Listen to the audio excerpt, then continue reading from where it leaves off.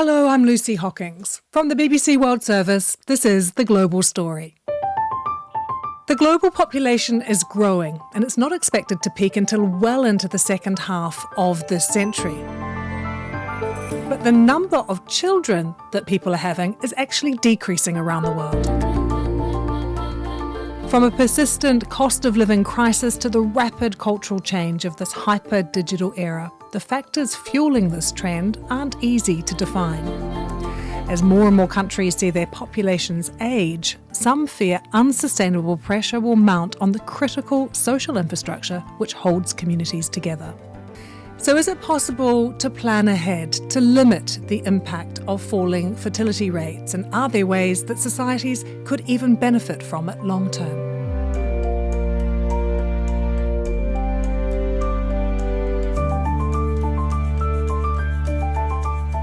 With me today is the BBC's population correspondent, Stephanie Hegarty. Hi, Stephanie. Hi, thanks for having me. You've been studying population trends for a long time now. Have you ever seen a shift like this? The interesting thing about population is we focus on it when something seems dramatic, but actually the changes are quite incremental.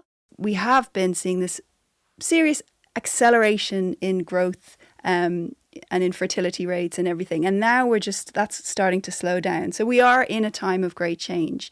But it's interesting because we report these things, and this is our business, right? In news, we report things when there is change. But what I've always found fascinating about fertility is, and population is, it is kind of slow. You know, it is incremental in the grand scheme of things. But we aren't talking about a decline in fertility rates in this episode, but actually the global population itself is growing, and it's growing quickly. So can you put that into context? So I was thinking about this the other day, and I think one of maybe the easiest ways to describe it is my family, right? My mum had 4 kids, and each of us has had fewer than that. My brother's had 3, I have 1, my other brother has 1, my sister has none. So each of us have had fewer children than my mum, but there's still 5 grandchildren in our family. So our family is growing, and the dynamics on a global level are similar. But there's also another dynamic that's going on, which is in certain countries, you have the dynamic like my family, and then at others, fertility rates aren't declining as dramatically. So there's a handful of countries where the population is still growing quite rapidly. Is this Africa and Asia? Most of them are in Africa, yeah. And big countries like Nigeria, Ethiopia, Egypt, but then also Pakistan, the Philippines. And they're going to contribute hugely to the growth in the global population. But they are the minority. So by 2050, I think 3/4 of the countries in the world will have a declining population, and then some will still be growing. Nigeria is one of the fastest growing countries in the world, but its fertility rate, so the number of children each woman is having, is declining. So it was 6 in the 50s, it's around 5 now. So all over the world, this generation is having fewer children than our parents. So can we say that by the end of this century, is this fair, that the overwhelming majority of countries actually are not going to be able to sustain their populations? Absolutely. And the global population by the end of this century will also be declining. Between 2060 and 2080, it's predicted that the global population will top out at about 9 or 10 billion and start declining then. And then more specifically, Stephanie, what do we know about fertility rates in areas where the population is growing fastest? So they're still declining, but just not as fast. So in Europe, you had an average of about 4 children in the middle of the century. Now it's gone down to well below 2. And this magic number is 2.1. So if each couple has 2.1 children on average, kind of hard to have 0.1 of a child, but then the population will sustain itself. So you need to produce that number to replace yourselves in the world. And countries that are still on this trajectory of growth, they have a lot more than 2.1. So, Stephanie, I think everyone knows that it's been a year of elections, almost or around 70 we've had in 2024. And surely in most countries, one of the biggest issues has been the cost of living. And that is surely a factor when people are making decisions around whether or not to have a child. Absolutely. I think it's the factor when it comes to, especially in places where populations is already declining. It comes up again and again. I've spoken to countless people in Japan or South Korea, and they talk about things like housing, the cost of education. In the UK now, it costs about 200,000 over a child's lifetime. That's the cost. I was horrified when I saw that. And it's incredible that anyone can afford that. Research came out earlier this year that it's surveys where they speak to young people, Gen Zs and millennials, about their fertility intentions. So they ask, do you intend to have children? If so, how many? The responses were quite shocking. Almost half of the people who've never had children said they had no plans to, and that was profoundly linked to financial insecurity. So where people felt they were financially insecure, where they felt they were less well off than their parents or their parents' generation, they were much more likely not to want a child or to think it was unlikely for them to have a child. And the researchers I spoke to who've been working on these surveys said it's not that surprising in this country where you have the age where you get your first mortgage is creeping right up into the late 30s. Childcare is famously unaffordable, and I'm sure people all around the world will understand the impact that has on your decision whether or not to have a child. And housing, we're seeing housing crises, not just here in the UK, but any country that's experiencing mass urbanisation, we have this problem with housing. And in some of the countries that are most profoundly affected by fertility decline, like East Asia, it's the cost of education that they talk about when they discuss their decision not to have children or to have fewer children. And what about some of the social and cultural impacts? I mean, there are rapidly changing expectations of the genders in our society as well. So that has had a profound impact, and it's been really well studied, especially in East Asia, where you have some of the highest participation of women in the workforce and education, and at the same time, really unequal distribution of work at home. So, and I found this when I've spoken to women in South Korea or Japan about whether they want to have children or not, and they see their friends who already have children really struggling to keep up at work, struggling to keep up with the long working hours when they're expected to do everything at home. And for a lot of the women I've spoken to, they say, I just don't want that lifestyle. I don't want that life where I've got to work to support my family. We need 2 incomes, but I've also got to do everything at home. Sounds exhausting. No, thank you. What about in countries that have quite progressive paternity leave, for instance? Does that make a difference? There was a time period where the Scandinavian countries were celebrated for reducing, kind of battling fertility decline. So the fertility levels had dropped, but then picked up again. And this was the 90s and the early 2000s. And that was always put down to their really progressive pro-family policies. So paternity leave being equally shared between parents, which again affected this gender divide at home. So men and women were doing more equal share of the work at home, and also they had had affordable childcare. But that progress in stopping fertility decline stalled at some point, and those policies didn't seem to be doing the job anymore. And that's really confused demographers and sociologists in Scandinavia.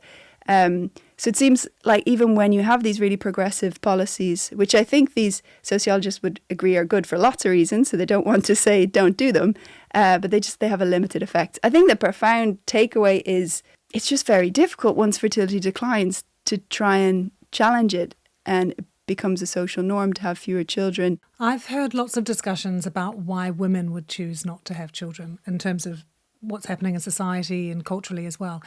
But how are young men particularly feeling?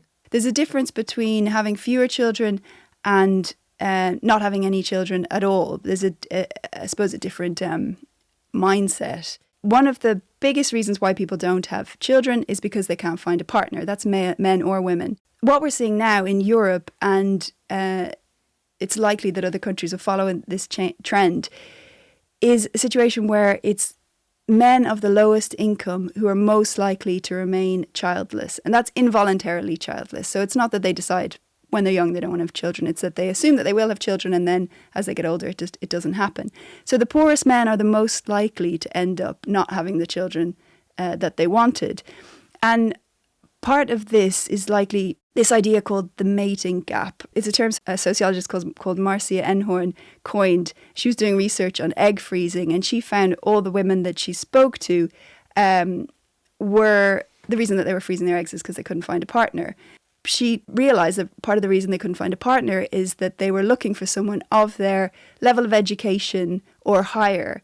Whereas we have this situation now where in 60% of countries, women are achieving more in education than men. So if you've got a situation where women are more educated, but less likely to partner with someone who is less well educated, there's a pool of men who aren't eligible, I suppose.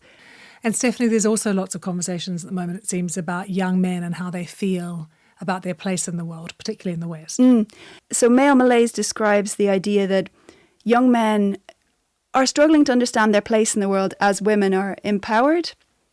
And that's creating a kind of a gap in expectation, say, or a gap in income. So the gap in expectation could be young men who don't expect that they should have a 50-50 partnership at home, and women who expect that. So there's a divergence in values. And this researcher, Vincent Straub, was saying that is really going to have a profound effect on fertility. But more than that this generation of struggling men are more likely to suffer from things like alcoholism or drug addiction. They're more likely to become prey to these deaths of despair, or depression, anxiety, addiction. And all of those things affect fertility socially, but also biologically. So he is really concerned that we're overlooking this crisis among young men, and that we're overlooking its impact on fertility.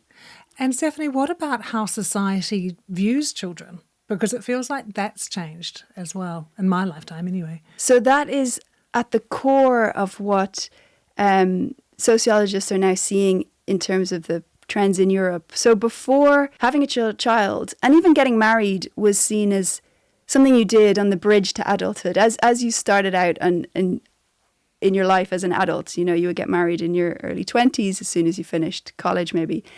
So it was seen as a cornerstone event, and now it's seen as a capstone event. So you get married and you have children. Once you've achieved all the other things that you want to achieve in life, once you've arrived at a certain place in your career, once you've bought a house, once you've ticked all these boxes. And that's a profound shift, because people are delaying having a child until they achieve those things, and often aren't achieving those things, and as a result aren't having children. The first thing that people might associate when they think about low fertility is an ageing population. Now, why is this such a problem? Well, the way that our societies or economies are usually structured is that we have a large pool of working people who pay their taxes, pay into the system, and that supports people who need to be looked after, old people and young people. Where you have an ageing population, where you have this inverted pyramid, they call it, so there's a lot of old people, not very many working people. There's just not enough money going into the system to support the people who need it. And that worries governments. And what about ageing populations and what that means for just our infrastructure and institutions in society? In a population that's aging rapidly, there's going to be a lot of things to pay for. So social care for older people, health care for older people, which is expensive. A lot of our economies are built on this growth model, right? We have to constantly have new businesses opening to stimulate this growth. And if there's no one to spend money in those businesses, then they're not going to survive. Economists predict in a declining population, we will have declining growth. It's not inevitable. There's a lot of different ways, different policies that governments could experiment with to try and stop that from happening. But to a certain extent, it is. If we don't have enough people paying in, then we won't have this continuous growth that we've been so used to for such a long time. It can't all be bad, though, Stephanie. I mean, you mentioned earlier the cost of childcare. At the household level, not having a child is a sensible choice for, economically. Like we said, it costs £200,000 over the course of a lifetime to have a child in this country. And you can save a lot more. You could save a lot more towards your retirement. You can plan for your retirement. So at a household level, there are lots of benefits. It's broadly at the economic level, where when we're used to something, we've been used to something for so long, we have to adapt to change. And some people argue that that's inevitable and governments are just going to have to figure out a different way of doing things. And there are models. In Singapore, everyone saves for their own future. So you pay into a pot. It's much more like a private pension scheme. So they don't rely on, luckily because they have a declining population, they don't rely on the working age people to pay for older people. But it's a very different system, and transitioning from one to the other is always going to be very tricky. And I think one thing Singapore has in its favour is that it tends to have quite long distance planning, and our governments, a lot of other governments around the world, don't think that far into the future.